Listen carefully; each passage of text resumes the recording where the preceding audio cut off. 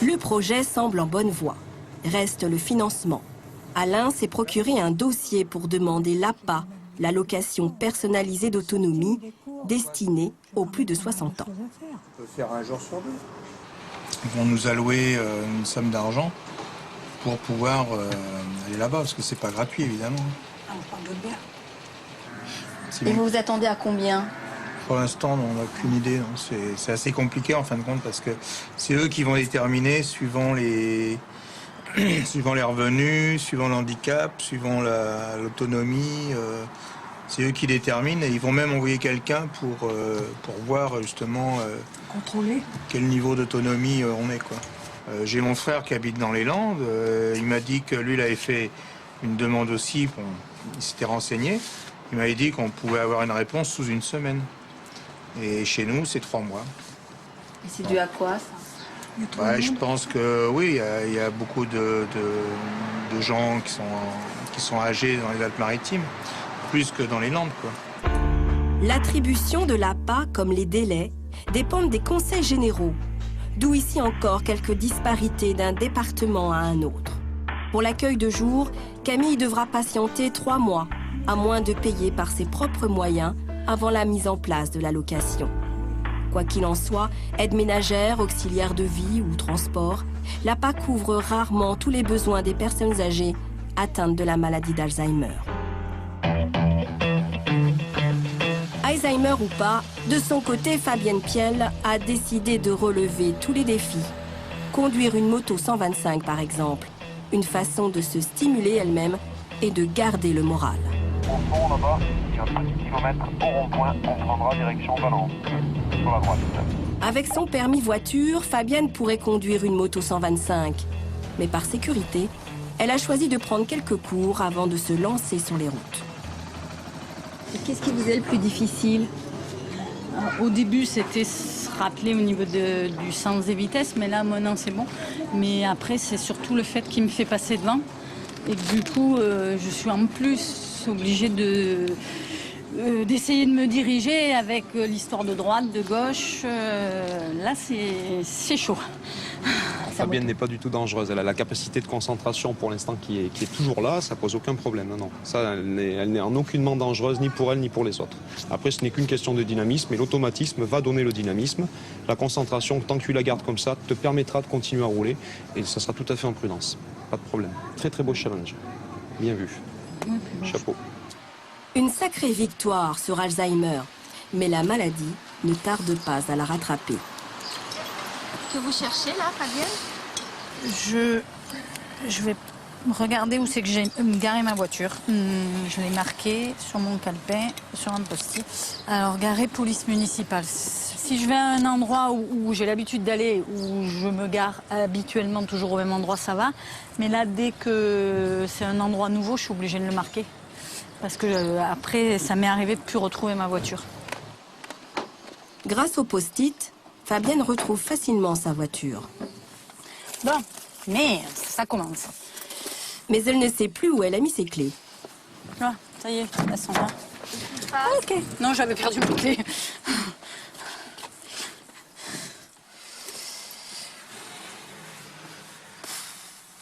Cette fois-ci, c'est son téléphone qu'elle a égaré. Elle doit se concentrer sur chaque tâche à accomplir. Bref, elle met plus d'1 quart d'heure à démarrer. C'est tout son quotidien que la maladie bouscule. Je vais passer par là, moi, tout à l'heure. Après 100 mètres, tournez à gauche. T'as peut-être raison, moi. En voiture, elle ne sait jamais quand elle va arriver à bon port. Tournez à gauche. C'est bizarre, quand même. Oh là, je sais pas si j'ai bien fait de l'écouter. Il n'y a plus marqué Valence, il n'y a plus rien marqué. Je vais mettons chez ma mère et je pense à quelque chose, au Veto ou n'importe. Du coup, je vais me retrouver vers le Veto. Parce que cette idée-là, elle a été plus forte que ce que j'étais en train de faire.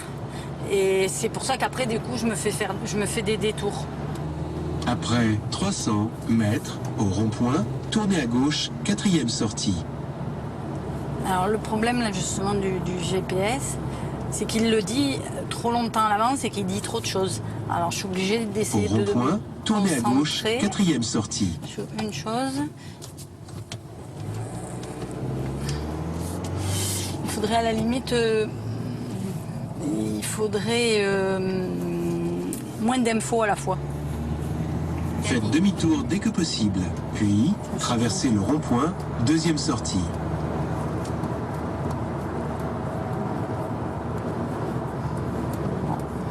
Regardez. Ouais, je fais demi-tour. Au rond-point précédent, Fabienne s'est trompée de sortie, comme souvent. Ah oui. Mais elle a appris la patience. Et avec courage, elle se reprend sans s'énerver, ce qui n'est pas toujours le cas. Il y a des jours où je ne peux pas sortir. Il y a des jours où je ne sors pas toute seule. Il y a des jours je m'arrange à ce qu'il y ait ma fille ou quelqu'un qui m'accompagne. Mais justement, quand j'ai eu une matinée où il n'y a rien qui a fonctionné, dans ces cas-là, je ne peux pas prendre la voiture. Après quelques détours qui lui font perdre 20 minutes, la voici à son prochain rendez-vous, le cours de peinture. Nadia, pour me mettre en route, j'aurais besoin de toi après. Depuis l'annonce de sa maladie, Fabienne s'est tournée vers des activités manuelles. Je dirais que l'avantage de se retrouver à être obligé d'arrêter son travail, c'est que du coup, j'essaye de faire des occupations. J'ai perdu le mot. J'essaye de m'occuper différemment. Et en même temps, c'est surtout que ça me détend, ça me permet... Là, à la limite, si ça va être vraiment des petits détails, les problèmes que je vais rencontrer. Bon, le problème de ne pas me souvenir de la peinture et tout ça. Mais à la limite, c'est pas bien grave. Je voulais savoir un petit peu à quoi je... Il faudrait continuer les cheveux. Continuer les zones d'ombre. Tu vois, tu as une zone d'ombre là. Ouais. Tu en as une autre là. Et, bon, on a déjà commencé à la travailler, mais il faudrait les continuer un peu sur la longueur. De toute façon, travailler toutes ces teintes qui sont dans les bleus et gris et blancs. Aujourd'hui, je fais. Hier, je mettais 3 violets. Qu'est-ce qui se passe, Fabienne? Vous vous souvenez plus? C'est plus ce qu'elle a dit, alors ça m'embête à chaque fois de la déranger. Ici, le cours n'est pas destiné aux malades d'Alzheimer. Mais tout le monde a accepté d'accueillir Fabienne. De toute façon aussi, elle m'a fait utiliser les noirs et les bleus. C'est que ça doit être les fringues. Ouais. À 45 ans, la jeune femme retarde le moment de se rendre dans un accueil de jour ou un atelier mémoire pourtant plus adapté à sa maladie. Le fait d'être avec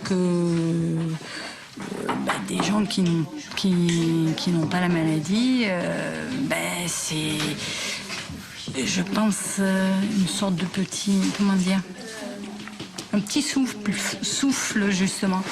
J'ai plus de mal à supporter des gens que je sais qui ont la maladie d'Alzheimer. J'ai le miroir, des petits détails justement qui chez eux vont leur poser problème. Et du coup, ça me reflète vraiment mon miroir. Et puis après, il y a l'âge aussi, parce que actuellement, il n'y a pas d'atelier spécial pour les jeunes. Alors ce qu'on va faire, ça sera peut-être pas ce que moi j'aurais envie de faire. Lorsque les mots justes se dérobent, la peinture devient exutoire et permet à Fabienne d'extérioriser sa souffrance. De retour chez elle, elle tient à nous montrer son tableau préféré, intitulé « L'annonce ». J'ai voulu représenter une femme nue contre mur, c'est le choc du diagnostic. Quand on reçoit le diagnostic, on a même l'impression d'être plaqué contre mur, mise à nu, et en même temps, ça représente une grotte, mais ça peut représenter aussi le ventre d'une femme, justement le fait d'avoir cette impression de retourner en enfance parfois. Au niveau de la maladie, ce que je ressens, c'est comme une vague qui va par moment me prendre et me rejeter de côté. C'est-à-dire que, étant donné qu'il y a des moments où je suis consciente de ce qui se passe, j'arrive bien à être dans les conversations et tout ça, là, eh ben, ça va. Mais à partir du moment où il y a une autre pensée qui vient ou un bruit, justement, qui va me disperser, eh ben, ça fait comme si une vague passait et me met sur le côté, en fin de compte. Face à la maladie, Fabienne aurait pu s'effondrer. Elle a choisi de se battre. Se battre pour figer le temps, garder son indépendance. Depuis peu, elle teste même un nouvel outil pour planifier seule ses journées sans rien oublier. Un téléphone agenda. Ce matin, vérifier pour le petit déjeuner, faire cuire l'œuf, en l'occurrence, je l'ai coché parce que je l'ai fait. Après, pour le petit déjeuner... Ce n'est encore qu'un prototype. C'est pourquoi Annie Ferkous, l'une des initiatrices de ce système, se rend régulièrement chez Fabienne pour aider la jeune malade à s'en servir. Par-dessus la barrière des ânes.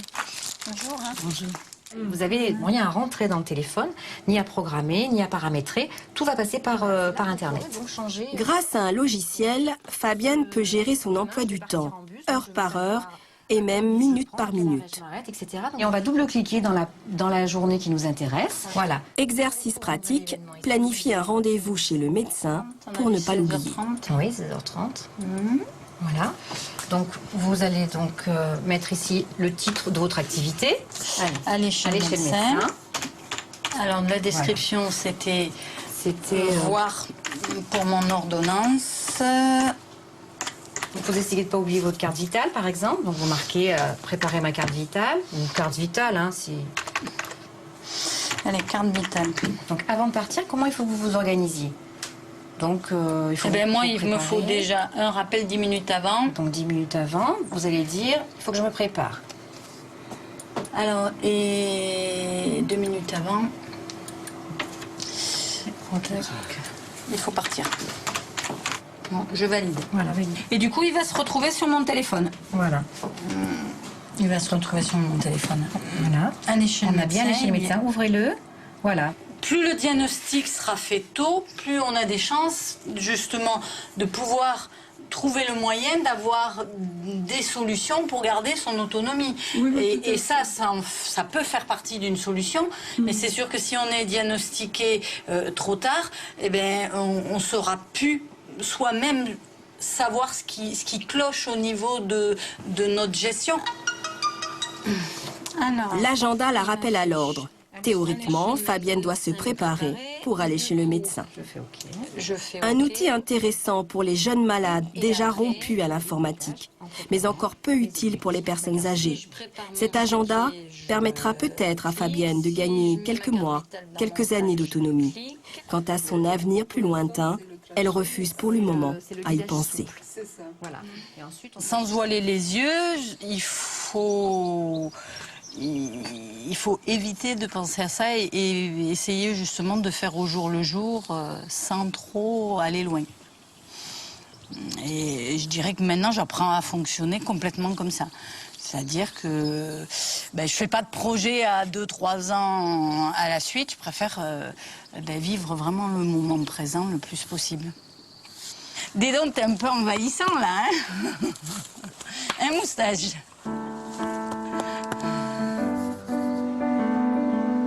Retour à Saint-Denis, dans le 93. Sylvie et sa mère reçoivent comme chaque semaine Amélie Chénedet, psychomotricienne.